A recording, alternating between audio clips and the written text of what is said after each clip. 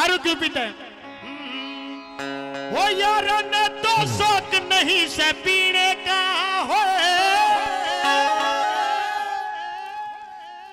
रे, यार ने तो शौक नहीं से पीने का है।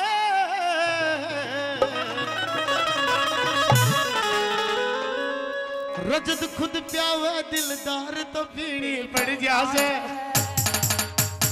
एक बात बताओ, अगर उसका जांगड़ा थमने अपने हाथ आकर पैक देने लग जा, थम नाट जाओगे क्या?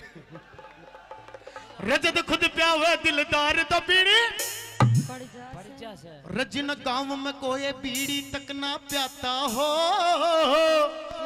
ध्यान से सुनना जी, जिन गांव में कोई बीड़ी तक ना प्याता हो, रब बन जा नंबरदार तो पीनी, रोलो को बन जा नंबरदार तो पीनी पड़ जा हसे। बच्चा दुखी हो जाता है जी पढ़ पढ़ के। बेरोजगारी इतनी फैल गई मेरे चंद जी, बेरोजगारी इतनी फैल चुकी है। फर्स्ट डिवीजन लेके आएगा जी 80% मार्क्स लेके आएगा, 90% मार्क्स लेके आएगा। रजा पहली तो ये फर्स्ट डिवीजन लेता हो, जो पहली तो ये फर्स्ट डिवीजन लेता हो। रव हंडे बेरोजगार तो पीनी पड़ जासे।